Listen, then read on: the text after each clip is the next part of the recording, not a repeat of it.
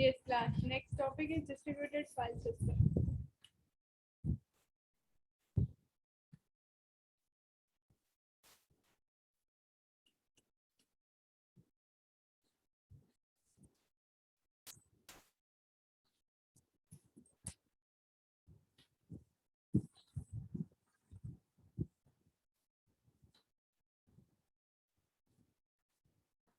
File system. Distributed file system. We know about the distributed system. Distributed system में पहले क्या होगा? In which we have multiple nodes that are connected over the network, and all these nodes have their own set of resources. They can share the data and the jobs with each other. Okay. Now, what is the topic here? That is distributed file system. The simple distributed file system is a file system in which multiple files of users are located on multiple locations over the network. ठीक है, हर एक user की जो files हैं, users ने जो create किए हैं, वो फाइल्स मल्टीपल लोकेशंस पे होती है. ठीक है, मल्टीपल लोकेशंस पे सेव की जाती है. तो distributed file system as the name suggest, it is a type of file system, okay, in which multiple files of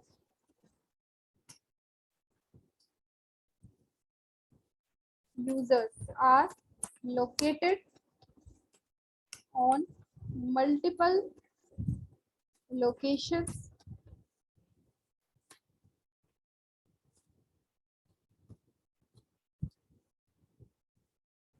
over the network. Okay, now for a distributed file system, suppose this is a name or node. Node मतलब इसलिए computer.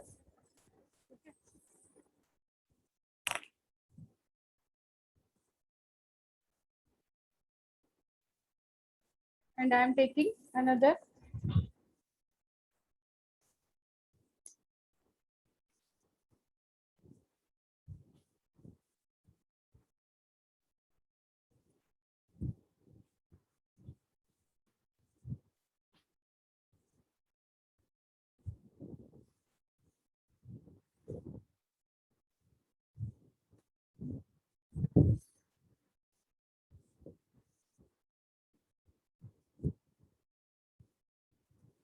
this is a communication network, and with this communication network all the users can communicate with each other in the form of messages. Messages मैं क्यों बोल रही हूँ यहाँ पे, क्योंकि हमें पता है distributed system में जो communication होता है वो किस फॉर्म में होता है, मैसेज की फॉर्म में. Suppose this is the client one, मैं यहाँ पे C1 C2 लाइक दिस ऐसे मेंशन करती हूँ. C here for the clients, तो client 2, or you can also mention here the users, user 1, user 2, user 3, user 4. Here is a client 4. ठीक है. In with addition, you also have there the distributed file system.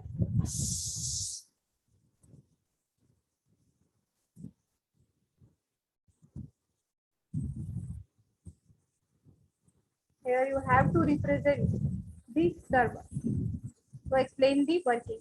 So here, suppose these are the servers. There can be multiple servers over the network and multiple clients.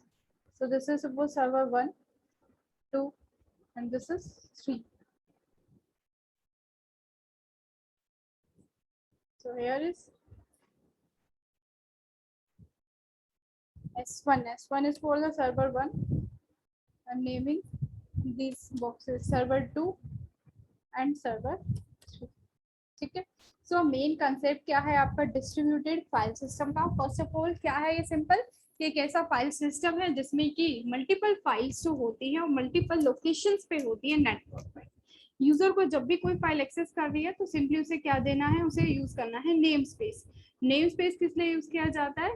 It is use to uniquely identify any file over the network. ठीक है, हम किसी भी file को कैसे access कर सकते हैं, उसके नेम स्पेस से, या फिर हम क्या डालते हैं, यूआरएल डालते हो ना, यूआरएल ब्राउजर पे हमने डाला, उसकी हेल्प से हमको जो भी साइट या जो भी वेब पेज ओपन करना है वो हमको मिल जाता है. ठीक है, ऐसे ही यहाँ पे है डिस्ट्रीब्यूटेड फाइल सिस्टम पे. अब यहाँ पे मेन पर्पस क्या है, जो देखो first of all suppose there are 4 clients और मैंने यहाँ पे कितना लिया है, 3 सर्वर्स लिए हैं. ठीक है, अब सपोज इन सभी क्लाइंट्स ने अपनी अपनी फाइल्स क्रिएट की हैं. Suppose this client 1 created 10 files. Okay, as he client 2 suppose created 5 files, and same for the client 3 and client 4, suppose here 7 and here the C4 created 20 files.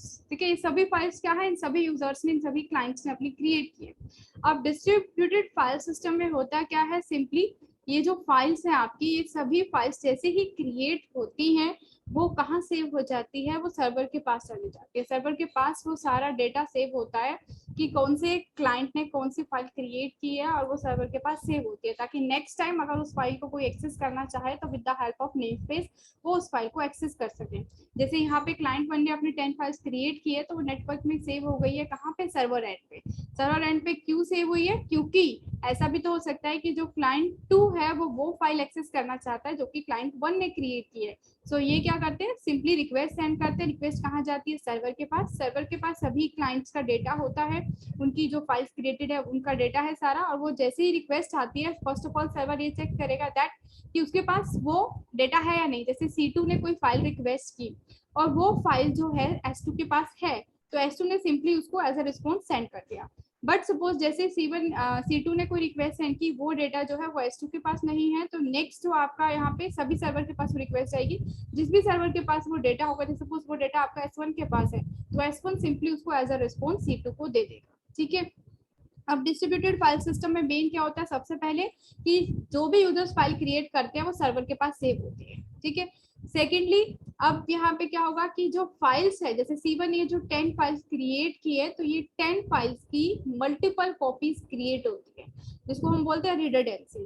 Redundancy जो component है आपका, वो distributed system का एक ऐसा component है जिसकी help से उस सिस्टम की परफॉर्मेंस इंक्रीज हो सकती है. कैसे इंक्रीज हो सकती है कि C1 ने सपोज 10 फाइल्स अगर अपनी क्रिएट की है, तो वो 10 के 10 एक तो ओरिजिनल कंटेंट होगा ही होगा जो किसी भी एक सर्वर के पास जाके सेव होगा. उसके अलावा वो सर्वर क्या करेगा, सिंपली उस 10 की 10 फाइल्स की कॉपीज क्रिएट कर देगा. ठीक है. आफ्टर दैट क्रिएशन कॉपीज जो वो उसने क्रिएट की, तो वो इस पूरे नेटवर्क में किसी भी सिस्टम पे वो कॉपीज को सेव कर सकता है. जैसे सपोज C1 ने क्या किया, 10 फाइल्स क्रिएट की, वो 10 फाइल्स कहाँ चली गई, सर्वर के पास चली गई. सर्वर के पास इसकी कंप्लीट इन्फॉर्मेशन है उन 10 फाइल्स की. अब सर्वर का काम क्या है कि वो 10 फाइल्स की क्या कर देगा, ओरिजिनल कंटेंट तो है ही है इसके पास, बट उसकी कॉपीज क्रिएट कर देगा. अब उस कॉपीज को सर्वर चाहे तो वो इस सर्वर को दे सकता है, इस सर्वर को दे सकता है, या फिर खुद इन जो क्लाइंट नोड्स है यहाँ पे भी वो डेटा वो सेव कर सकता है. ठीक है. तो यहाँ पे क्या होता है, डिस्ट्रीब्यूटेड फाइल सिस्टम में मल्टीपल कॉपीज क्रिएट होती हैं किसी भी ओरिजिनल फाइल की. अब वो क्यों क्रिएट होती है, क्योंकि जैसे C1 का डेटा कहाँ से हुआ, S2 के पास. अब suppose in future S2 he fail हो जाता है, S2 के जो सिस्टम है वो वर्क नहीं कर पा रहा है, तो उसकी कॉपी है हमारे पास नेटवर्क में, तो सिंपली जैसे ही C1 रिक्वेस्ट करेगा उस फाइल के लिए, या कोई और क्लाइंट रिक्वेस्ट करेगा, तो जहां पर भी उसकी कॉपी होगी वहां से उसको वो फाइल एक्सेस हो जाएगी. ठीक है. अब ये जो कॉन्सेप्ट है सारा, ये मैंने आपको बताया था, जो डिस्ट्रीब्यूटेड सिस्टम होता है वो यूजर से ट्रांसपेरेंट होता है. यानी कि हमें नहीं पता ऐसा कुछ कि हमारी जो है फाइल की मल्टीपल कॉपीज जो क्रिएट हुई है वो कहाँ पे जाके कौन से सिस्टम पे सेव हुई है. वो किसी भी सिस्टम पे कर सकता है सर्वर, वो खुद उसके पास से होगी, प्लस वो इस C2 को दे सकता है वो फाइल्स, C4 को दे सकते हैं, या खुद C1 के अंदर भी वो उसी मल्टीपल कॉपीज को क्रिएट करके रख सकता है. लेकिन ये नॉलेज इन क्लाइंट्स को, इन यूजर्स को नहीं पता कि ऐसा भी कुछ है कि हमारी जो ओरिजिनल कंटेंट है उसकी कॉपीज आपके इस सिस्टम में क्रिएट कर रखी है. और वो क्यों क्रिएट कर रखी है कि अगर फ्यूचर में कोई एक सिस्टम आपका फेल हो जाता है जहाँ पे कि ओरिजिनल डेटा था, तो हम कॉपीज को एक्सेस करके अपना वर्क को कंटिन्यू रख सकते हैं. ठीक है. So to increase the performance of the system, distributed file system uses the concept of redundancy. It creates the multiple copies of a file created by user so that it can be accessed in case if the original file get failed. ठीक है. सो अब मैंने यहाँ पे ये system अलग से क्यों ड्रॉ किया है, बिकॉज डिस्ट्रीब्यूटेड सिस्टम जो है आपका ये 2 टाइप से हो सकता है. ठीक है. 2 टाइप से कैसे, this is known as a local DFS, या फिर इसे हम स्टैंड अलोन भी बोलते हैं, stand alone DFS.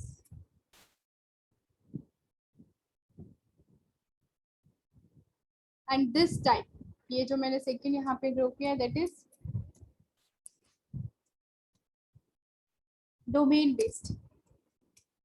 This is domain based DFS and this is known as a local या फिर स्टैंड अलोन DFS. दोनों ही टाइप से हम इसको यूज कर सकते हैं। अब ये वाला देखो, ये तो सिंपल था कि हमारा मल्टीपल नोड्स है जो कि नेटवर्क में कनेक्टेड है, और जहाँ पे जो भी यूजर फाइल क्रिएट कर रहा है वो सर्वर के पास है, और उस फाइल को कोई भी यूजर एक्सेस कर सकता है। जस्ट कैसे एक्सेस करना है कि उसको जो उसका एड्रेस है वो पता होना चाहिए। जो हम यूआरएल है वो टाइप करते हैं, उसके हेल्प से हम अपना कोई भी फाइल या कोई भी वेब पेज को ओपन कर सकते हैं, सिंपल। लेकिन ये ट्रांसपेरेंट है कि वो आ कहाँ से रहा है डेटा, ठीक है।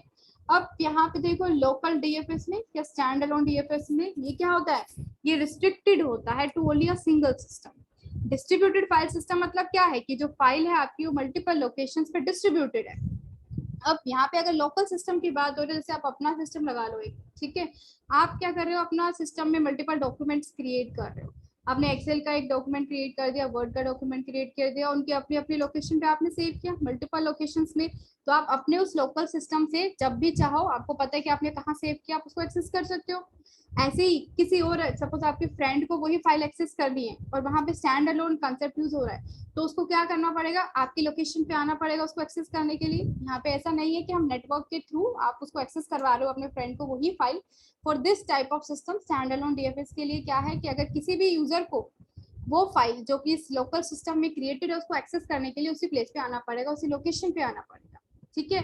अब इस लोकल सिस्टम में आपने अगर एक यूजर ने 10 फाइल्स क्रिएट की हैं मल्टीपल लोकेशन पे, उसको सेव कर दिया, कोई डेस्कटॉप पे सेव कर दी, कोई सी में सेव कर दिया है, कोई ई में सेव कर दिया है, तो उसको आप एक्सेस कर सकते हो। उसमें भी आप नेम से एक्सेस करोगे, जो भी आपने फाइल का नाम दिया होगा, लोकेशन आपको पता होगी, उसके अकॉर्डिंग आप उसको एक्सेस कर लोगे। और अगर आपके अलावा किसी और को वही फाइल एक्सेस करनी है तो उनके क्या कंडीशन है कि उनको उसी प्लेस पे आना पड़ेगा जहां पर ये सिस्टम आपका प्रेजेंट है।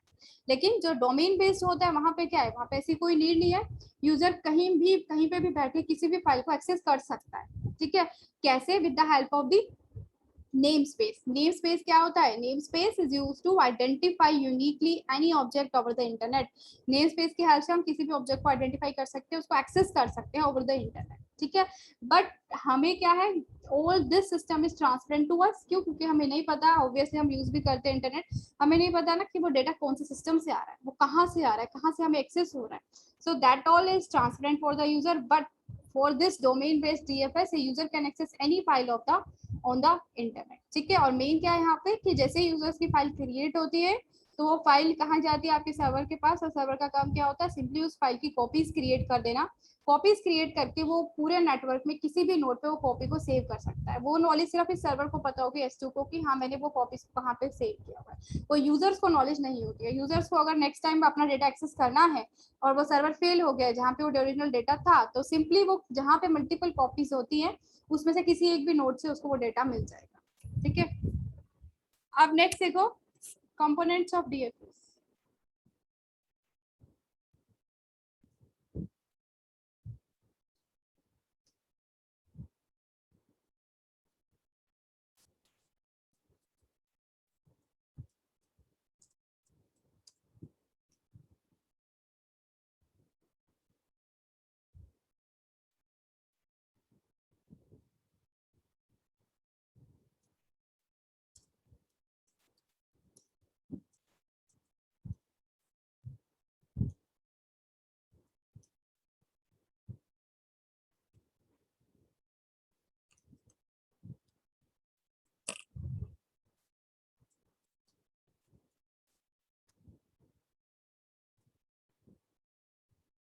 So here there are two components for this DFS: location transparency and redundancy, ठीक है।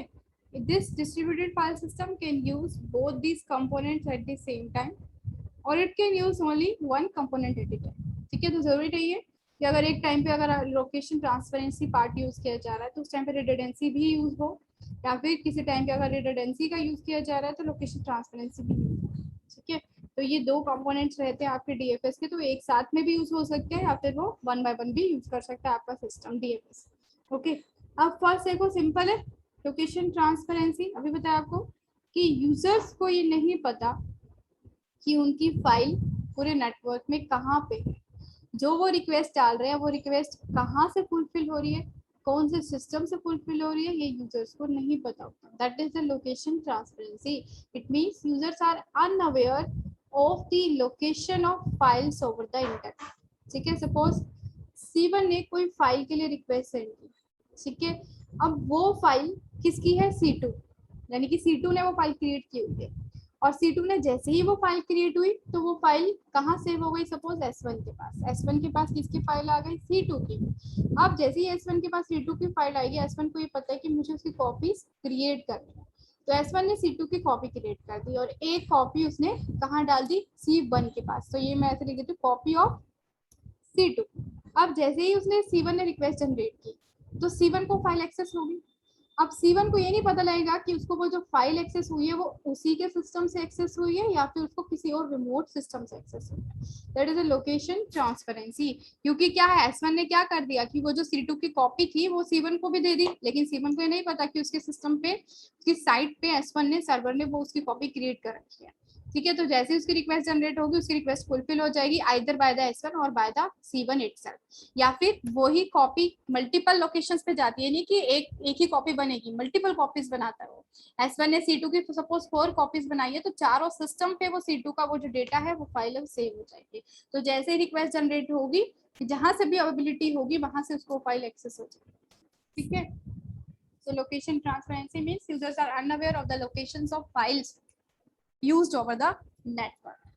Next is redundancy. Redundancy अभी आपको बताया, redundancy is a component here for the distributed file system and that is used to increase the performance. ठीक है, ताकि हमारी जो कॉपीज हैं वो हम उस टाइम पे यूज कर सके जिस टाइम पे जो ओरिजिनल कंटेंट जिस भी सिस्टम में है वो फेल हो।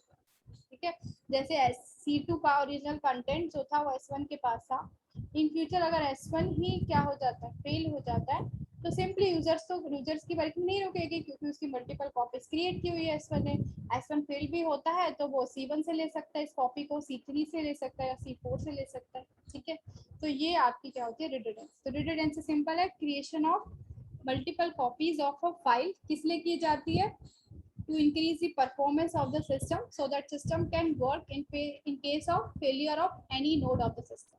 ठीक है, first is location transparency. Location transparency simple, जहाँ पे कि यूजर्स को नहीं पता कि फाइल्स की लोकेशन कहाँ है, कहाँ आपकी फाइल सेव है, जस्ट उन्हें क्या यूज करना पड़ता है, उनको एक्सेस करने के लिए नेम स्पेस। सो ये आपका एमसीक्यू क्वेश्चन है, how does the location transparency achieved in this distributed file system. Location transparency जो है कैसे अचीव होती है in this DFS, so it is with the help of name space component. And what is this name space, that is used to uniquely identify any file over the network. ठीक है, आप next देखो redundancy. Redundancy हो गया आपका simple creation of multiple copies of a file. Redundancy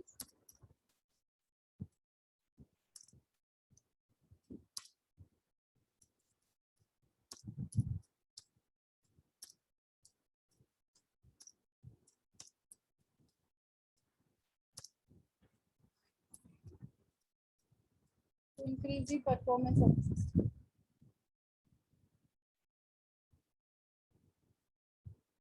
So these are the two components, relocation transparency and redundancy. Okay. Now next come up to the characteristics of DFS.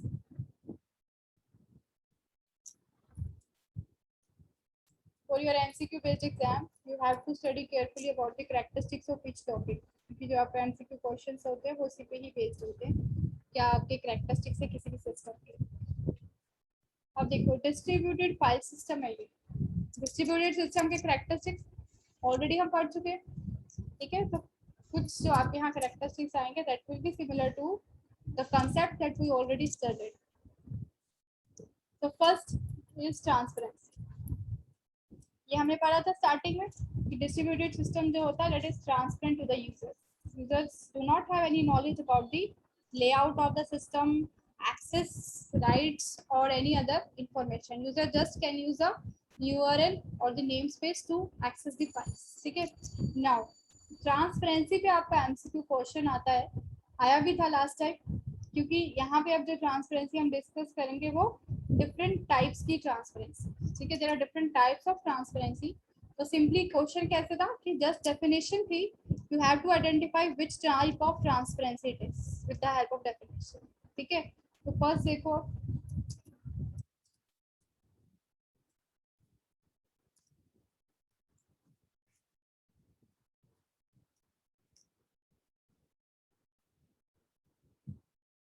Structure transparency, नाम से ही आपको clear होना चाहिए। Structure transparency, structure हम क्या कह रहे हैं, किसकी बात कर रहे हैं, पूरा उसकी आर्किटेक्चर की, उस सिस्टम के, उसके पूरा लेआउट की बात कर रहे हैं। यहाँ पे लेआउट में क्या है, अब जैसे मैंने यहाँ पे ड्रॉ किया है, टोटल मैंने 7 नोड्स लिए, 4 क्लाइंट्स ले लिया मैंने, 3 सर्वर ले लिया। तो यहाँ पे मुझे अभी जो मैंने ड्रॉ किया मुझे पता है यहाँ पे मेरे पास टोटल 7 नोड से मिलकर नेटवर्क बना, ठीक है। अब स्ट्रक्चर ट्रांसपेरेंसी यही है कि यूजर्स को ये नहीं पता कि आपका वो जो सिस्टम है, जो यूजर्स यूज कर रहे हैं, एक्सेस कर रहे हैं, वो कितने नंबर ऑफ सिस्टम से मिलके बना है, यानी कि वहाँ पे कितनी नोड्स हैं जो कि कनेक्टेड है। या फिर सेकेंड थिंग कि जो हमारी फाइल्स है वो कहाँ कहाँ कौन कौन से सिस्टम पे सेव है। और थर्ड, वहाँ पे कितनी और किस टाइप की स्टोरेज डिवाइसेस यूज की गई, ठीक है। So that is for the structure transparency. Structure simple है कि ऑब्वियसली हम यूज करते हैं नेटवर्क, इंटरनेट, हमें नहीं पता कि वहाँ पे कितने सिस्टम कनेक्टेड है, कितनी नोड्स कनेक्टेड है, वहाँ पे किस टाइप की स्टोरेज डिवाइसेस का यूज किया जा रहा है, या फिर कोई भी पर्टिकुलर फाइल है जो कि हम एड्रेस से एक्सेस कर रहे हैं वो कहाँ पे सेव है, ठीक है। सो ये आपकी पूरी होती है स्ट्रक्चर ट्रांसपेरेंसी। तो यहाँ पे 3 पैरामीटर्स है आपके, क्या, first of all do not know about the number of systems used over that for that network. Second, location.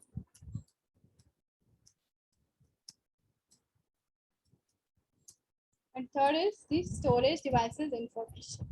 So ये स्ट्रक्चर ट्रांसपेरेंसी में आपके 3 पैरामीटर्स कंसिडर करने हैं। इन सब की नॉलेज हमको नहीं होती, हम जस्ट टाइप करते हैं अपना URL और उसकी हेल्प से हम फाइल्स एक्सेस कर सकते हैं। नेक्स्ट एक ऑफ बी टाइप।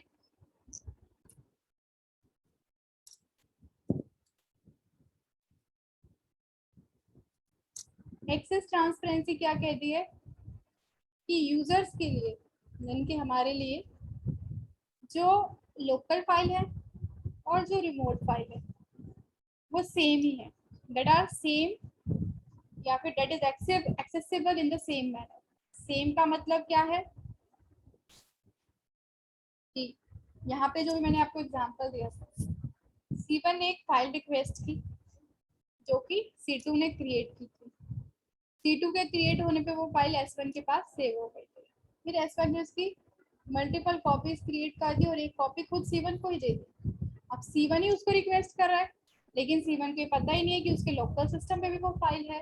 C1 ने जस्ट रिक्वेस्ट डाली, उसकी रिक्वेस्ट फुलफिल हो गई, लेकिन उसे ये तो पता ही नहीं था कि उसकी वो जो फाइल एक्सेस हुई है उससे वो उसके खुद के सिस्टम से एक्सेस हुई है या फिर पूरे नेटवर्क में किसी और सिस्टम से एक्सेस हुई है। So that is what the access transparency. So access transparency is what for the users, both local and remote file should be accessible in the same manner. It means user do not know whether the file which is accessed by him or her is accessed through local system or through the remote system.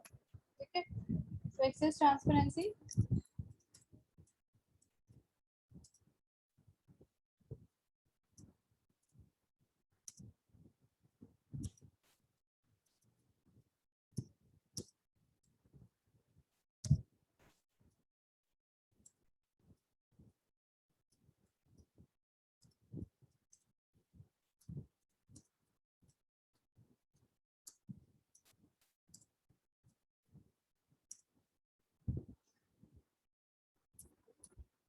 For user status,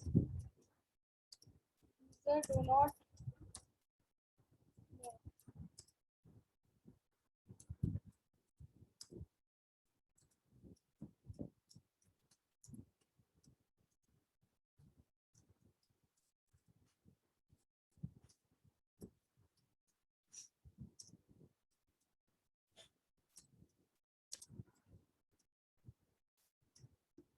अब जैसे इसमें आपका question है, in which type of transparency both the local and remote files are similar for the users. So that is what access transparency.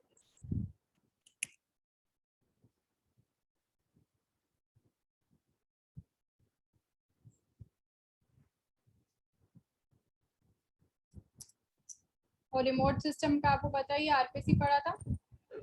Remote call किसे बोलेंगे हम, remote system, यानी कि वो जो कि उसके सिस्टम में ना हो डेटा। जब भी कोई यूजर एक डेटा एक्सेस करता है जो उसके सिस्टम में ना होके किसी और सिस्टम में होता है, उसे आप रिमोट कॉल कहते हो।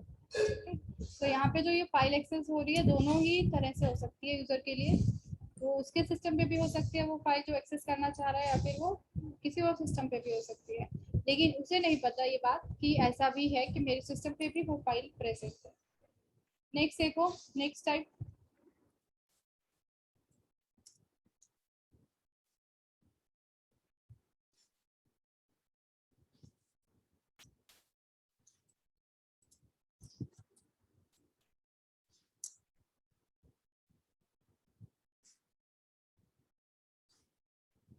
Naming. Naming transparency. According to this, once a name is given to a file, ठीक है, जैसे एक यूजर वन है, यहाँ पे ऊपर देखो जब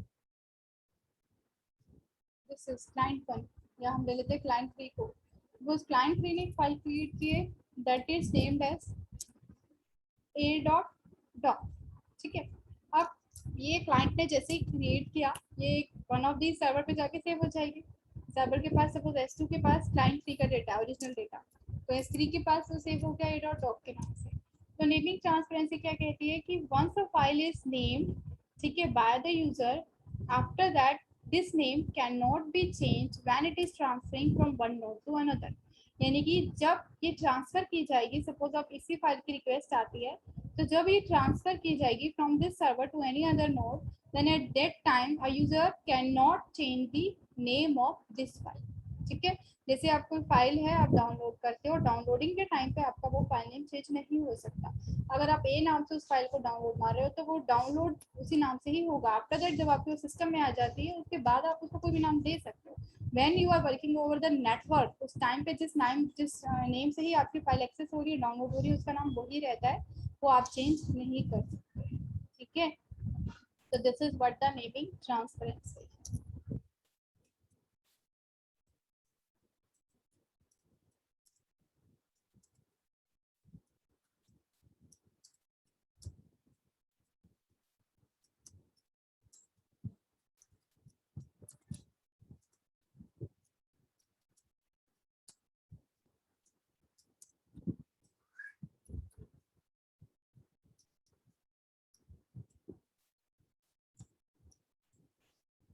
ट्रांसपेरेंसी टॉपिक पढ़ लेना अच्छे से क्योंकि इसका क्वेश्चन आता है आपको।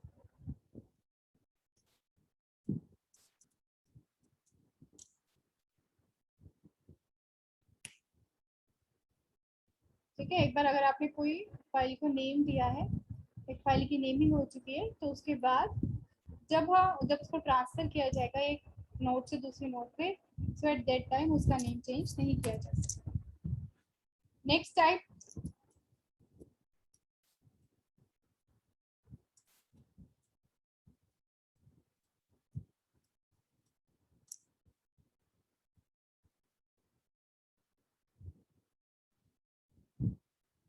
रेप्लिकेशन। सिंपल है रेप्लिकेशन ट्रांसपेरेंसी, अभी बताया है आपको कि आपका जैसे यूजर जो भी फाइल क्रिएट करता है उसकी मल्टीपल कॉपीज जो है मल्टीपल सिस्टम में सेव हो जाती है, यानी कि मल्टीपल लोकेशंस पे वो सेव हो जाती है।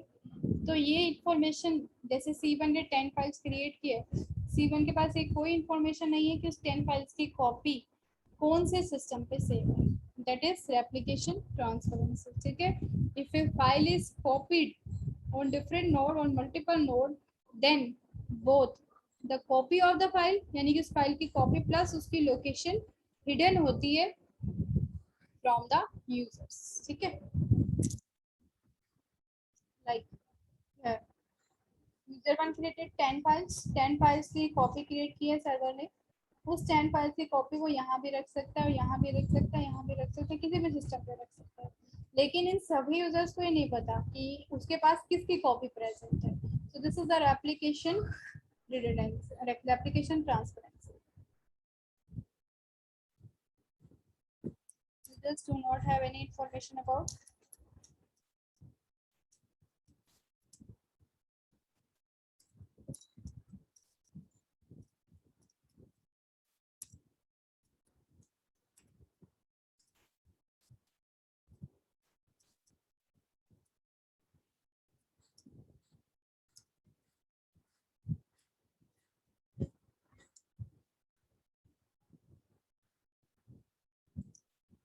सो these are the 4 main types of transparency in the DFS.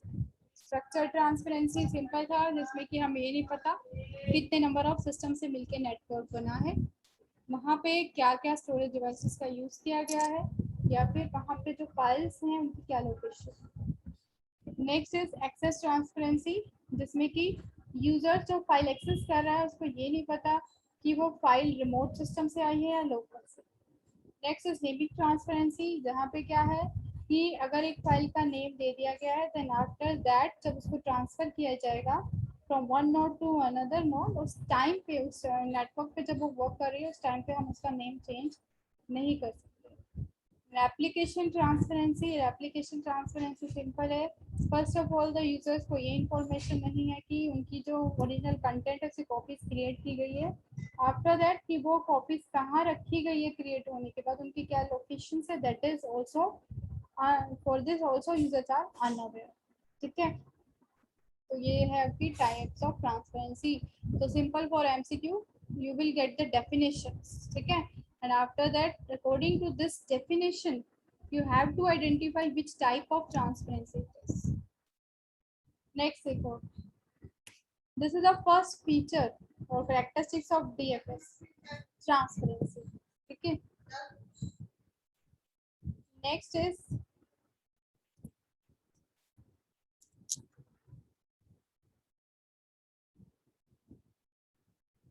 users mobility, users mobility, ये तो हम एक्सपीरियंस भी करते हैं, सिंपल है, यानी कि हम जो है जैसे नेट पे हमें कुछ एक्सेस करना है हम कर सकते हैं, ठीक है, we can move to any site, या फिर सपोज हमें कोई एप्लीकेशन यूज करनी है वो हम एप्लीकेशंस भी यूज कर सकते हैं। बस यहाँ पे होता क्या है, हमको फर्स्ट ऑफ ऑल समटाइम्स ये आपकी रिस्ट्रिक्शन होती है, आपने देखा भी होगा अगर आप कोई एप्लीकेशन एक्सेस कर रहे हैं तो उसके लिए आपको वहाँ पे अकाउंट क्रिएट करना पड़ता है, ठीक है। वहाँ पे जब आपका अकाउंट क्रिएट हो जाता है, after that with your user name and the password, next time you can log in to that account and can use that application, ठीक है। So that is the user's mobility. The user can use any application over the internet by using the user login system, that is user mobility.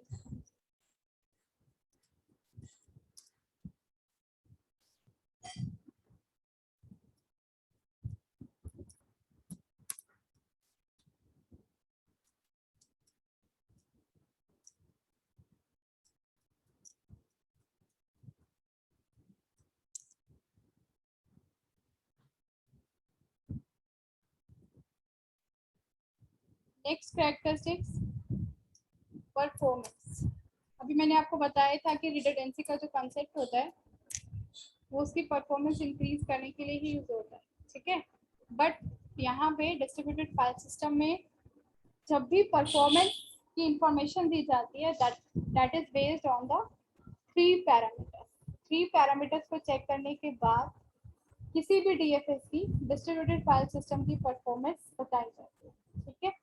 जो आपका centralise और distributed है वो हमने जब compare किया था तो किसकी आपकी बेटर थी, डिस्ट्रीब्यूटेड की। क्यों बेटर थी, क्योंकि यहाँ पे सिंगल पॉइंट ऑफ फेलियर नहीं है, यहाँ पे वैसे भी मल्टीपल कॉपीज क्रिएट हो रही है, अगर एक सिस्टम आपका फेल भी होता है तो किसी और सिस्टम से फाइल एक्सेस हो सकती है, ठीक है।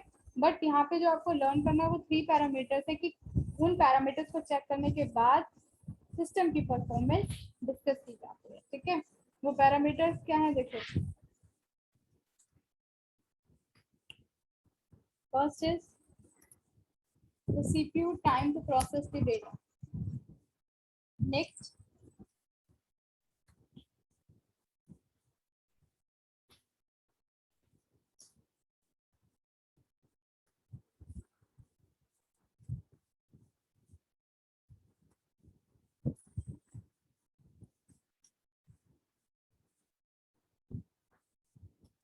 and third is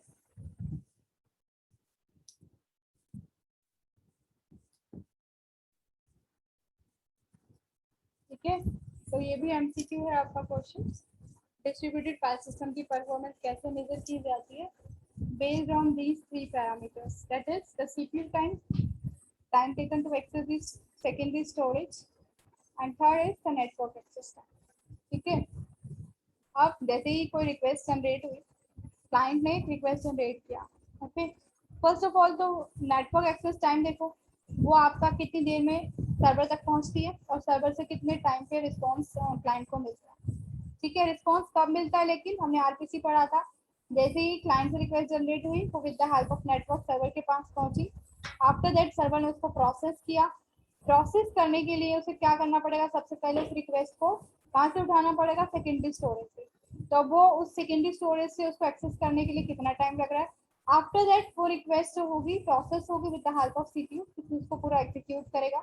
एग्जीक्यूट होने के बाद फिर वो एज अ रिस्पॉन्स क्लाइंट को रिसीव होगा। ठीक है, तो टोटल ये 3 पैरामीटर्स कंसिडर किए गए हैं कि इनका जो भी टाइम पीरियड आएगा, इनको मिला के वो डिसाइड करेगा कि एक डिस्ट्रीब्यूटेड फाइल सिस्टम की परफॉर्मेंस कैसी है। तो ऑब्वियसली हमने पहले पढ़ा था, परफॉर्मेंस मेजर करने के लिए हम ये चेक करते हैं कि हमारा थ्रूपुट कितना है, रिस्पॉन्स टाइम कितना है, या फिर टर्न अराउंड टाइम कितना है। तो ऑब्वियसली वही यहाँ पे कंसिडर होगा कि जैसे क्लाइंट जनरेट किया, क्लाइंट ने रिक्वेस्ट, उसको कितने टाइम पर रिस्पॉन्स मिल रहा है, कितनी देर बाद उसको आउटपुट रिसीव हो रही है, वो डिपेंड, उस पर डिपेंड करेगा कि वो परफॉर्मेंस कैसी दे रहा है। अगर वो रिक्वेस्ट आपकी विद इन फ्यू सेकेंड्स या फिर बहुत कम टाइम में ही प्रोसेस हो रही है, तो इतनी सिस्टम बेटर परफॉर्म कर रहा है। लेकिन अगर उसी रिक्वेस्ट को फुलफिल होने में बहुत ज़्यादा टाइम लग रहा है, इतनी system is not working properly. ठीक है, तो ये 3 पैरामीटर्स कंसिडर किए। ओके, सो क्लास नेक्स्ट जो है आपका, अभी कैरेक्टरिस्टिक्स कर रहे हैं हम। कैरेक्टरिस्टिक्स के बाद जस्ट इसका वर्किंग है, जो कि अब हम आगे कंटिन्यू करेंगे कल में भी मैं आपके 2 लेक्चर्स करूँगी। ठीक है, तो यहाँ पे कंप्लीट हो जाएगा। आफ्टर दैट फिर नेक्स्ट यूनिट जो है आपके वो स्टार्ट। अभी इतना पढ़ा, इसको पढ़ लेना। Transparency is important in this